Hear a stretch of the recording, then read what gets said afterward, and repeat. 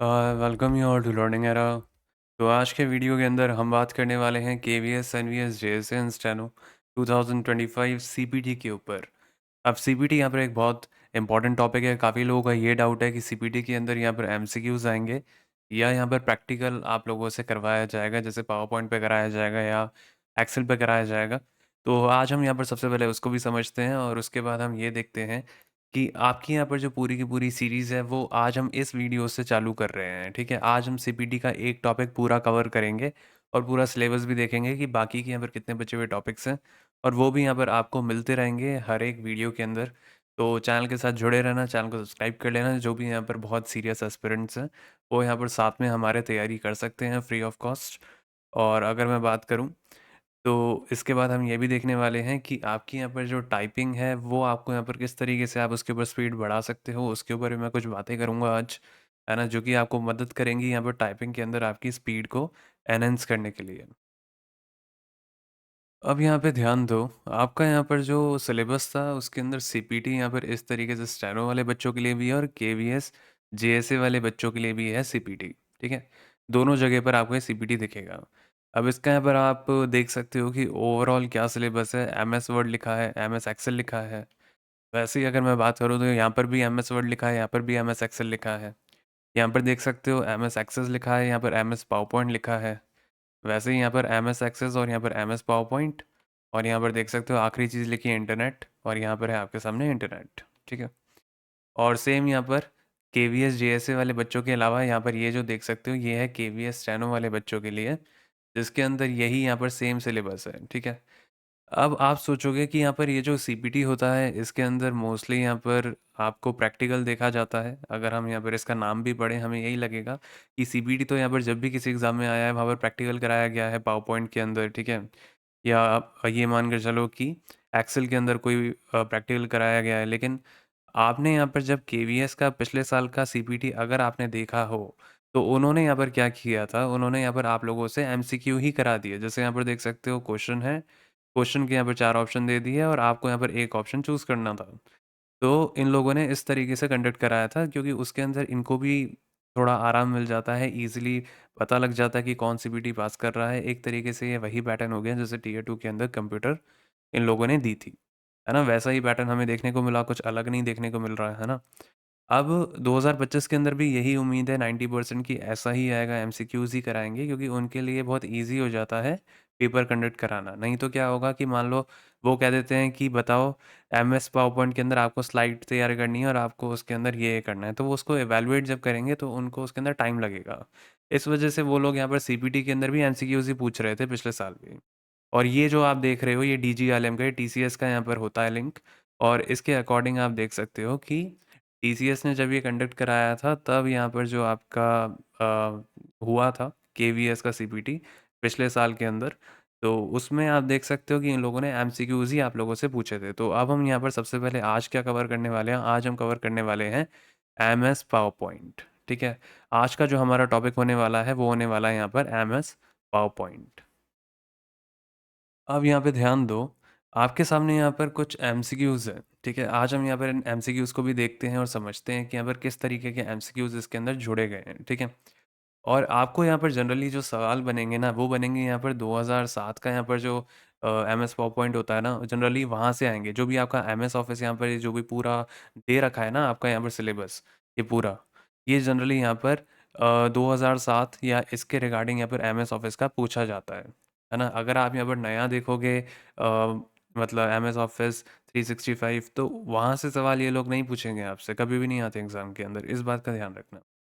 अब यहाँ पे देखो, पहला सवाल जैसे दे रखा है, यहाँ क्या दे रखा है कि बेसिक सा सवाल है ना? हमने यहाँ पर जो इसको रखे हैं MCQs को वो रखा है हमने ईज़ी टू हार्ड। ठीक है? आपको ईज़ी लगेगा, फिर आपको बीच में जाते हुए मॉडरेट सवाल भी लगेंगे, फिर उसके बाद आखिरी में जाते-जाते आपको हार्ड MCQs भी आएँगे। ठीक है? अब यहाँ पर देखो, डिफ़ॉल्ट फाइल एक्सटेंशन क्या होता है MS पावर पॉइंट का? अब ये जो होता है ये होता है यहाँ पर डॉट PPTX।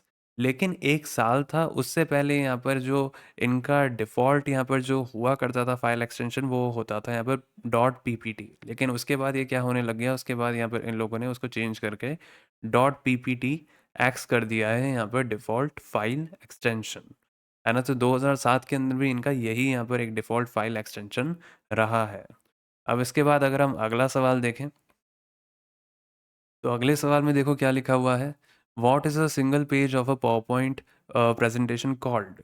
अब यहाँ पर जब भी कोई पावर पॉइंट की प्रेजेंटेशन, अगर आप यहाँ पर कभी भी आपने पावर पॉइंट का यूज़ किया है, तो मैं ये बोलूँगा अगर किसी ने नहीं किया है तो उसको चलाना सीखो, उसको चलाओ, तभी आपको ये एमसीक्यूज ईजी लगेंगे, ठीक है। तो आप देख सकते हो कि जैसे एक सिंगल पेज को क्या बोलते हैं हम पावर पॉइंट के अंदर। अब यहाँ पर शीट तो बोलेंगे नहीं, वो तो एक्सेल के अंदर जनरली आपको देखी जाती है, ठीक है। डॉक्यूमेंट भी नहीं बोलते, पेज भी नहीं बोलते, क्योंकि ये वर्ड नहीं है, ठीक है। हम बोलते हैं उसको स्लाइड, है ना, क्योंकि हम इसके अंदर जो स्लाइड्स होती हैं उनको तैयार करते हैं और उसके बाद फिर हम उन स्लाइड्स को प्रेजेंटेशन के तौर पे यूज़ करते हैं, ठीक है। तो आप यहाँ पर देख सकते हो, इसलिए बोलते हैं पावर पॉइंट प्रेजेंटेशन। तो सिंगल पेज को हम क्या बोलेंगे, उसको बोलते हैं हम स्लाइड, इसके अंदर बोलते हैं, पावर पॉइंट के अंदर बोलते हैं, ठीक है। अब हम अगला सवाल देखते हैं। अब अगले सवाल में क्या दे रखा है, बहुत ही इजी रखा है यहाँ पर शुरू के अंदर टॉपिक्स, और उसके बाद हम यहाँ पर इसका लेवल बढ़ाएंगे, ठीक है। अब यहाँ पर देखो क्या लिखा हुआ है कि शॉर्टकट की यहाँ पे कौन सी यूज़ होती है अगर हम यहाँ पर स्लाइड शो करना चाहते हैं शुरुआत से। अब स्लाइड शो होता है, जैसे मान लो अपनी सारी की सारी यहाँ पर जितनी भी स्लाइड्स होती हैं वो आपने बना ली, ठीक है। अब उसके बाद आप क्या करते हो, आप उसका स्लाइड शो करते हो, आपको फुल स्क्रीन के ऊपर वो सारी की सारी स्लाइड्स दिखती है, और आपने जो जो चीज़ें लगाई है, एनिमेशन वगैरह, ट्रांजिशन वगैरह, आपको सारी चीज़ें दिखती हैं, ठीक है। अब उसमें होता क्या है, वो किस तरीके से यहाँ पर वर्क करती है, जब आप यहाँ पर स्लाइड शो करना चाहते हो शुरुआत से, तो आप कौन सा बटन दबाओगे, कौन सी शॉर्टकट की दबाओगे। तो वो यहाँ पर हम दबाते हैं F5। कौन सी दबाते हैं हम दबाते हैं F5। और अगर मान लो मैं आपको ये बोलूँ कि भाई F5 से तो शुरुआत से चालू होगी। अब अगर मान लो वो लोग आप लोगों से ये कह दें कि ये एक पर्टिकुलर स्लाइड है, ये करंट स्लाइड है जिसके ऊपर आप बैठे हुए हो, अगर आपको यहीं से ही शुरुआत करनी है तो आप क्या दबाओगे? तो आपको वहाँ पर प्रेस करना होता है शिफ्ट F5, ठीक है? शिफ्ट दबाते हुए अगर आप F5 दबाओगे तो वो पर्टिकुलर यहाँ पर जो प्रेज़ेंटेशन होती है ना, जो खुली हुई होती है, जो करंट स्लाइड खुली हुई होती है, वहाँ से आपका चालू हो जाता है यहाँ पर स्लाइड शो, ठीक है? ये भी आपको पता होना चाहिए। साथ में अगर मैं यहाँ पर बात करूँ, अगला देखो सवाल क्या लिखा हुआ है, which shortcut key is used to insert a new slide in the current presentation. अब ये एक बहुत ही घुमावदार सवाल है। काफ़ी लोगों को लगेगा कि यार एक प्रेज़ेंटेशन तो मैंने खोल ली, ठीक है? नॉर्मली सारी चीज़ें हैं उसके अंदर। अब काफ़ी लोगों को लगेगा कि यार नई स्लाइड के लिए तो शायद कंट्रोल एन दबाते होंगे। लेकिन कंट्रोल एन नहीं दबाते, हम दबाते हैं कंट्रोल एम। ठीक है? कंट्रोल एम दबाओगे तो यहाँ पर नई स्लाइड ऐड हो जाएगी, इंसर्ट हो जाएगी। लेकिन अगर आपने कंट्रोल एन दबा दिया तो यहाँ पर पूरी की पूरी एक नई प्रेज़ेंटेशन ही खुल जाएगी। इस बात का ध्यान रखना। तो इसका सही जवाब क्या हो जाता है? इसका सही जवाब हो जाता है कंट्रोल एम। और अगर आपने कंट्रोल एन दबाया तो पूरी नई प्रेजेंटेशन खुलती है, पूरी नई प्रेजेंटेशन, ठीक है।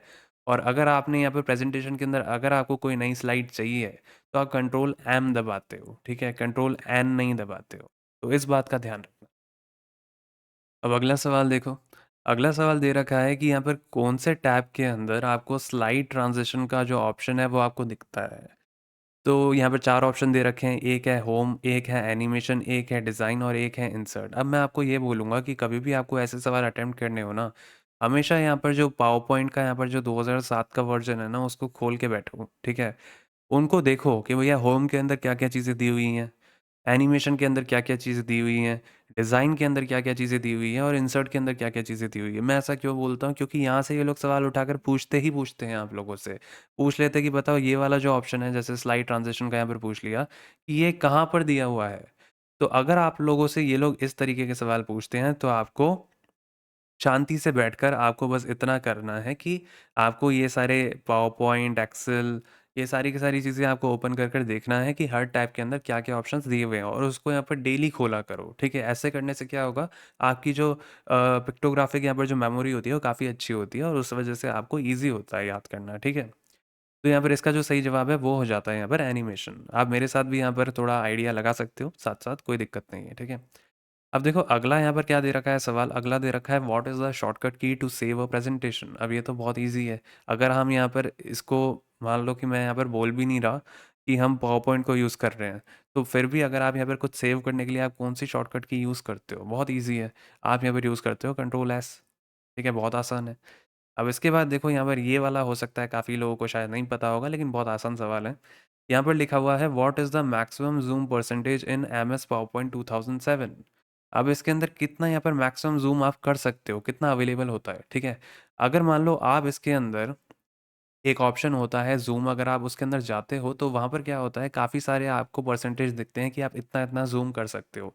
तो मैक्सिमम वहाँ पर जो परसेंटेज दिया हुआ होता है वो होता है 400%, ठीक है? मिनिमम होता है 10% और मैक्सिमम होता है यहाँ पर 400%। तो इसका जो सही जवाब हो जाता है वो हो जाता है 400, क्योंकि आप देख सकते हो यहाँ पर मैक्सिमम ज़ूम परसेंटेज पूछा है। अब अगला देखो क्या लिखा हुआ है।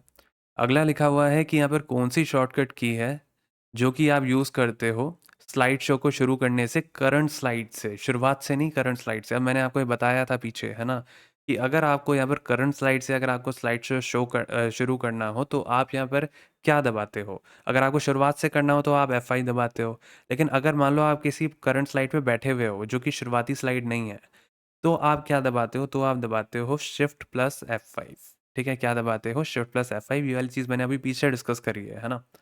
अब देखो अगला सवाल क्या दे रखा है। अगला सवाल दे रखा है विच की स्टॉप्स अ रनिंग स्लाइड शो। अब ये तो सबको पता होगा, अगर आपने कभी भी यहाँ पर पावर पॉइंट को यूज़ किया है तो आपको पता है कि भाई जैसे मान लो आपने F5 दबाया, उससे क्या होगा, उससे आपके एक स्लाइड शो यहाँ पर चालू हो जाएगा। जैसे मैं आपको यहाँ पर इसके अंदर पढ़ा रहा हूँ, तो ये भी एक तरीके से एक स्लाइड शो है, ठीक है?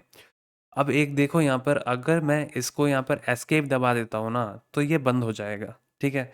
तो अगर मुझे यहाँ पर किसी भी स्लाइड शो को यहाँ पर बंद करना होगा तो मैं क्या करूँगा, तो मैं दबा दूंगा यहाँ पर एस्केप। ये वाली चीज़ सब जानेंगे जिन्होंने भी यहाँ पर थोड़ा बहुत भी यहाँ पर पावर पॉइंट को यूज़ किया है इन पास्ट, ठीक है?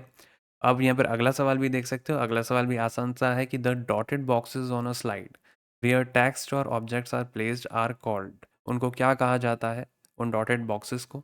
उनको कहा जाता है यहाँ पर प्लेस होल्डर्स। क्या कहा जाता है उनको? उनको कहा जाता है प्लेस होल्डर्स।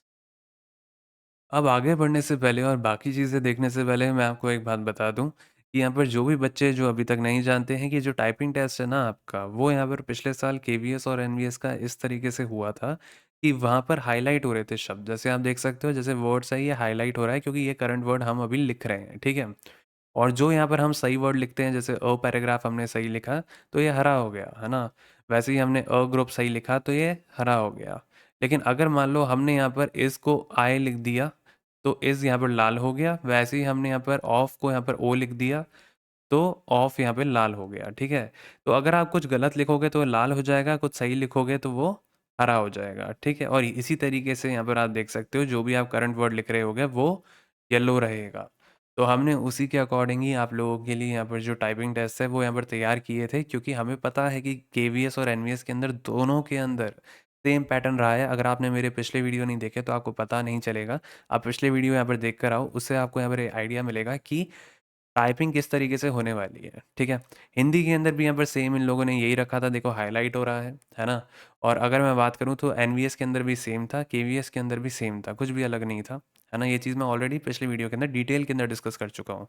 और उसके अकॉर्डिंग ही हमने यहाँ पर ये आप लोगों के लिए एक टाइपिंग का इंटरफेस पूरा तैयार किया है, स्पेशली डेडिकेटेड टू केवीएस और एनवीएस। आप यहाँ पर देख सकते हो केवीएस टाइपिंग टेस्ट लिखा हुआ है और इसके अकॉर्डिंग ही हमने इसको तैयार किया है। जैसे देख सकते हो जो मैंने यहाँ पर सही शब्द लिखे हैं, दो सही लिखा, दो हरा हो गया। ऑफ रीडिंग यहाँ पर मैंने सही लिखा तो ऑफ रीडिंग हरा हो गया। वैसे ही यहाँ पर हैबिट के अंदर मैंने एच ए बी लिखा तो ये लाल हो गया। स्टडिंग के अंदर मैंने यहाँ पर स्टडी लिखा सिर्फ तो ये लाल हो गया। वैसे ही यहाँ पर इस जो मैंने सही लिखा तो ये हरा हो गया। और करंट वर्ड यहाँ पर मुझे क्या लिखना है मेन, अभी जो इसके बाद लिखूंगा तो वो येलो के अंदर हाईलाइटेड है।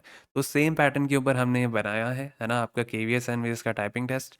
आप इसके ऊपर यहाँ पर तैयारी कर सकते हो और इसके अंदर बहुत सारे फीचर्स आपको मिलते हैं।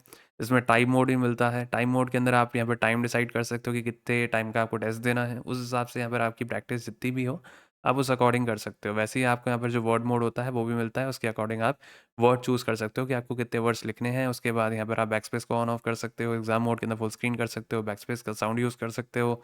साथ में यहाँ पर आप लाइव स्पीड एंड एक्यूरेसी भी देख सकते हो। अगर आपने इसको दबाया तो आपको लिखते-लिखते आपकी यहाँ पर स्पीड पता चलती है लाइव, ठीक है? जो कि आपको कहीं और नहीं दिखती। साथ में यहाँ पर आप फ़ॉन्ट को ज़ूम आउट कर सकते हो, ज़ूम इन कर सकते हो, यहाँ पे हाइलाइट को ऑन ऑफ कर सकते हो।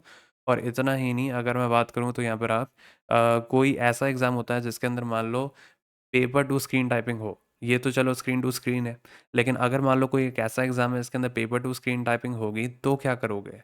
तो वहाँ पर DSSS जैसा एग्ज़ाम होता है, उसके अंदर ऐसा ही होता है। उसके अंदर आप इस तरीके से यहाँ पर जो पैसेजेज़ हैं उनको डाउनलोड कर सकते हो। अगर आपने इनको डाउनलोड किया और इनका आपने प्रिंट निकाल लिया ना, तो प्रिंट निकालने के बाद वो यहाँ पर पेपर के अंदर यहाँ पर कन्वर्ट हो जाता है, तो उसको देखकर आप टाइप कर सकते हो और यहाँ पर हाइड पैसेज भी दबा सकते हो ताकि ये पूरा पैसेज यहाँ पर हाइड हो जाए और आप यहाँ पर बैठकर टाइप कर सकते हो सारा का सारा मैटर, और सबमिट करके आपको उसके भी रिजल्ट पता चल जाते हैं। तो ये जो यहाँ पर हमने टाइपिंग टेस्ट बनाया है, ये दोनों ऑनलाइन और ऑफलाइन टाइपिंग दोनों के लिए यहाँ पर कारगर है।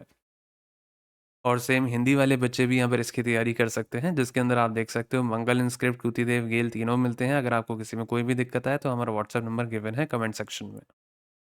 अब आप यहाँ पर देख सकते हो कि हमने यहाँ पर जो आंसर की है इसकी यहाँ पर ये भी यहाँ पर पूरी तैयार कर दी है ना। ये पूरे हमने यहाँ पर टॉप 100 एमसीक्यूज बनाए हैं पावर पॉइंट के ऊपर, यहाँ पर सारी की सारी चीज़ें ध्यान में रखते हुए, और हमने इसको इस तरीके से बनाया है सीपीटी के लिए कि हमने यहाँ पर सिलेबस को भी ध्यान से देखा है, साथ में हमने ये भी देखा है कि भाई आपका जो लेवल है वो शुरू के सवालों के अंदर आसान होगा, बीच में मॉडरेट होगा, आखिरी में जाते जाते लेवल हाई हो जाएगा, ठीक है, एमसीक्यूज का। तो जो टॉप 100 एमसीक्यूज हैं वो ज़रूर से बताना, अटेम्प्ट करना, ठीक है। और उसके बाद ये जो आंसर की है ये भी आपके लिए अपलोड कर दी जाएगी, ठीक है। तो पहले अटेम्प्ट करना, फिर हम देखेंगे कि आपके यहाँ पर कितने बने। खुद को यहाँ पर एवेलुएट करना तो बहुत ज़रूरी होगा, क्योंकि एग्ज़ाम के अंदर आप लोगों के मानकर चलो कि वहाँ पर आपको ये सब देखने को मिलेगा, ठीक है। आपका यहाँ पर जो एग्ज़ाम होने वाला है उसके अंदर यहाँ पर एक तरीके से एमसीक्यूज आपके आएंगे। 90% चांसेस है कि इसी तरीके से सीपीटी ये लोग कराएंगे, क्योंकि पिछले साल इसी तरीके से कराया गया था। मैंने अभी पीछे भी दिखा दिया है शुरू के अंदर वीडियो के अंदर। तो आप यहाँ पर इसकी इस तरीके से तैयारी कर सकते हो। बाकी चैनल को यहाँ पर सब्सक्राइब कर लेना, क्योंकि हम सारे के सारे यहाँ पर जो भी चीज़ें डालने वाले हैं वो चैनल के ऊपर डालने वाले हैं। तो यूट्यूब चैनल को यहाँ पर सब्सक्राइब दबा दो और बेल आइकन को ऑन कर लो, ताकि यहाँ पर कोई भी इंपॉर्टेंट अपडेट मिस ना कर दो सीपीटी के रिगार्डिंग। और ये मैं कहूँगा कि काफ़ी बच्चे होते हैं जो कि अपडेट मिस कर देते हैं और उसके बाद फिर उनको परेशानी होती है आगे। तो जो भी यहाँ पर तैयारी कर रहे हैं वो जल्दी से यहाँ पर सब्सक्राइब कर लो, और यहाँ पर ये जो पीडीएफ है ये आपको मिल जाएगी हमारे टेलीग्राम चैनल पे, और टेलीग्राम का यहाँ पर जो लिंक है वो आपको डिस्क्रिप्शन बॉक्स में मिल जाएगा। और मैं ये बोलूँगा कि यहाँ पे कमेंट सेक्शन में भी वैसे दिया हुआ है इसका लिंक, नहीं तो टेलीग्राम की जब ऐप खोलोगे तो वहाँ पर भी लर्निंग एरा लिखोगे तो आ जाएगा हमारा चैनल।